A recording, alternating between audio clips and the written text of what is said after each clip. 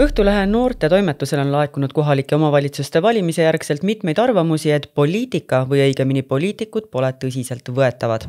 Reklaamides end läbi sotsiaalmeediakanalite nagu TikTok on fookus nii-öelda päris asjadelt kandunud omaenda kuvandi loomisele.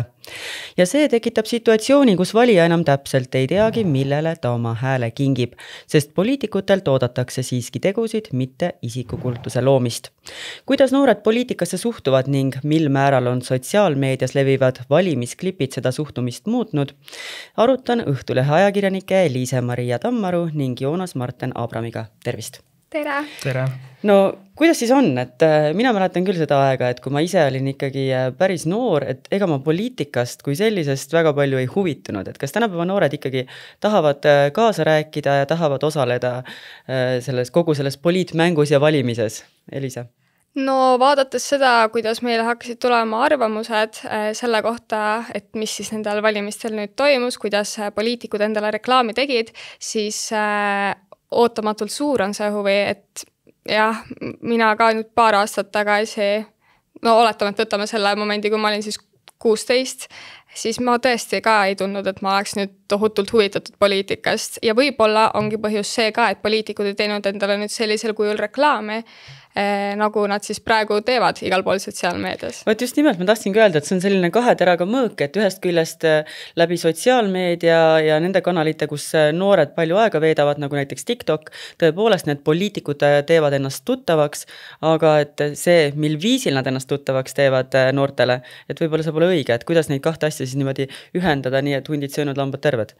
No tõepoolest viimaste kohalike valimistega on näha, et väga paljud siis vanemad poliitikud üritavad noorte meelt mööda olla ja postitadagi rohkem aktiivsemalt sisu, kui nad muidu teeksid, et näiteks meil ühes arvamuses tuli välja siis ütleme, et Indrek Tarand, kuigi ei ole muidu väga aktiivne kasutaja sotsiaalmeedias, siis valimiste ajal ta postitas iga päev mitu valimiskampaania klippi ja siis sellega justkui proovis noori meelt mööda valima kutsuda.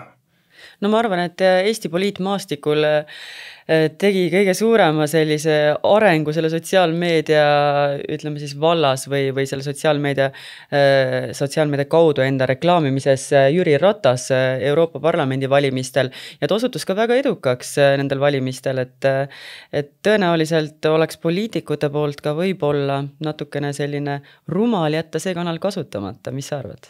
No kindlasti on see väga hea võimalus ennast teha nähtavaks, aga nüüd tekibki see moment, et kas noor valija valib teda nüüd sellepärast, et ma ei tea, ta teeb kõige rohkem kätekõverdusi või ta valib teda reaalselt sellepärast, et ta näeb, et Jüri Ratasel on väga head ideed ja ta väga hästi sobib nüüd sinna parlamentini.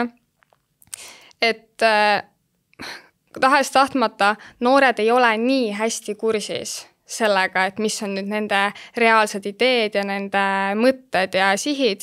Aga kui ta teeb TikTokis kätekõverdusi, siis ta on nähtav ja päris palju on neid kommentaare, kus kohas ongi, et miks sa ta valisid, ta on nii naljakas või et ta toodab nii head sisu. Et kas see nüüd aitab nüüd reaalselt Eestile ka kuidagi kaasa, et meil mingisugune tugev mees? No tavaline vastus on ju see, et ma valisin kõige tuttavama nime. On nii? Jah, neid nimetatakse nii-öelda tühjadeks häälteks siis, et näiteks kui mu onu või ema kandideerib, et siis ma annan talle selle ühe hääle, et olgugi, et mitte nii võib-olla populaarne, aga valime siis pulli pärast, on ju.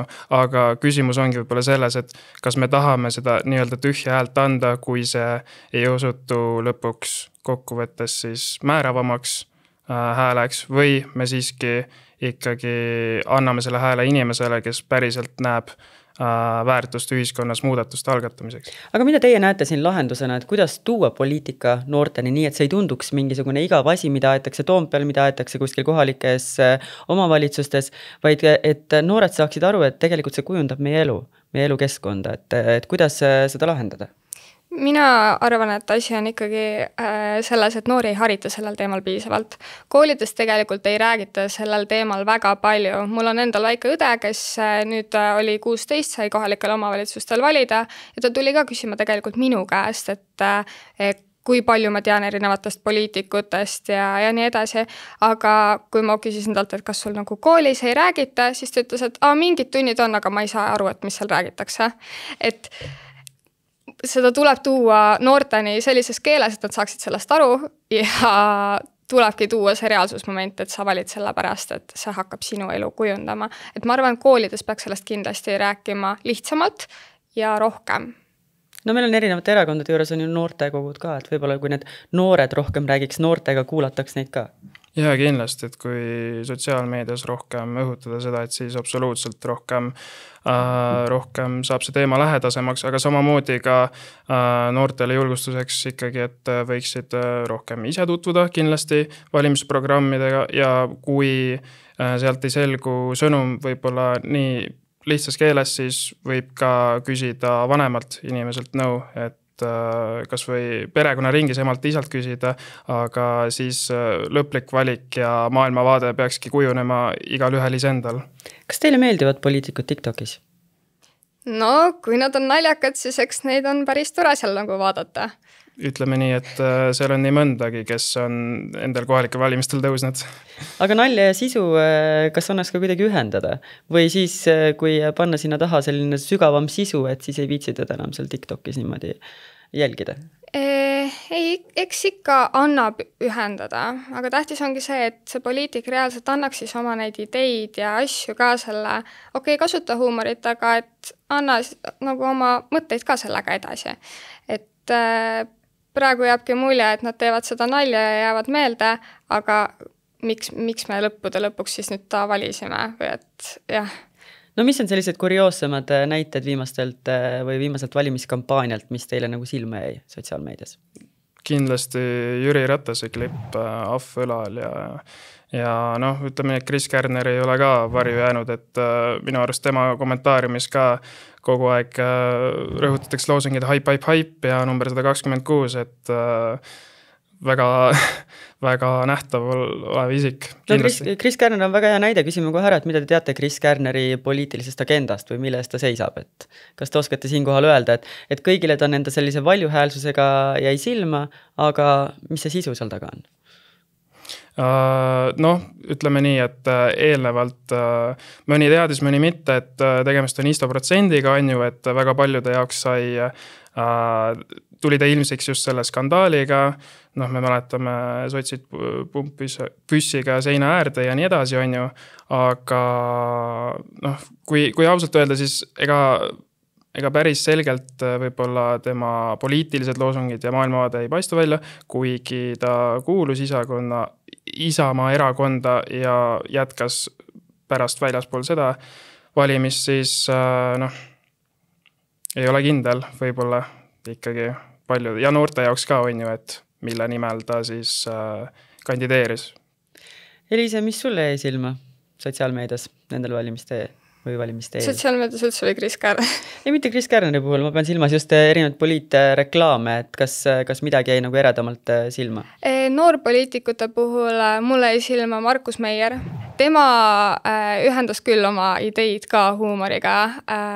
Ta kasutas, issand, kuidas ma seletan seda trendi, nothing beats a jet to holiday.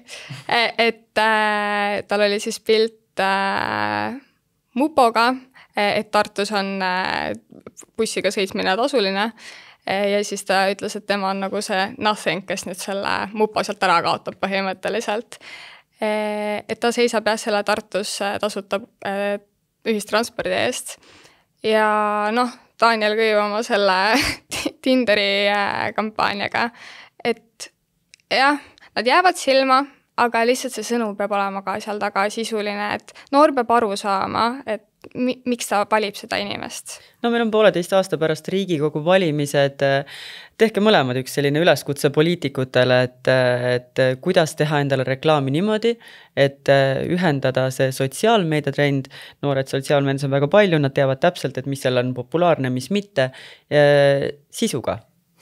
Õpetage poliitikuid, kuidas kasutada õigesti sotsiaalmeediakanaleid. Võib-olla ei ole päris õiged inimesed selleks, aga mida võib-olla noored inimesed siis ka tahaksid näha, peale siis meelelahutuse ikkagi võiks rõhutada et see sisu või küsimused, mida nad lubavad lahendada, ikkagi on tõepärased ja kehtivad ka siis riiklikul tasandil näiteks maksumuudatustega, et näiteks Isamaa puhul kohalike valimistel me nägime, et kuidas nende valimisloosungid õhutasid automaksu ja ka tulumaksu siis kaotamist või vähendamist protsentuaalselt, aga sellel ei ole ju mingit pistmist, me teame kohaliku tasandi muutmistel, et võib-olla täpsustada neid loosungeid ja ka võib-olla noortele rohkem lihtsustavas keeles tuua need, et isegi ei ole kantseliiti vähemaks. Kantseliit ja isegi ei ole nii oluline AI-ga tehtud videod või kätekõverduste tegemine, et seda võib igapäevaselt tegelikult ka näha, on ju, teistes sotsiaalmeediakanalites. Eliise, mis need sinupoolsed ettepanekud oleks poliitikutele? Mul tuli veel, tahtsin seda ka rõhutada, et tegelikult see eetika ja väärikus on ikkagi ka poliitika juures niivõrd oluline märksõna, et nalja võib teha, aga niisugustes väärikuse piirides natuke, et hoiame ikkagi meeles seda, et poliitika ei ole tegelikult ju nalja tegemise koht. Et sõna rahvaesindaja peaks ikkagi olema rahvaesindaja Just ja seda täpselt. tuleks kanda niimoodi auga. Jah, et ma usun, et seda tähelepanu saab ka väärikalt endale sotsiaalmeedias tekitada. Et hoiame ikkagi natuke tõsisemana võib-olla seda asja. Eliise, Joonas, ma tänan teid selle kommentaari eest. Aga meie liigume nüüd pildiga Tallinna tänavatele, kus uurisime rahvalt, kas pikale veninud koalitsioonikõnelused pealinnas väsitavad neid ja kuidas mõjutab see poliitikute usaldusväärsust inimeste silmis.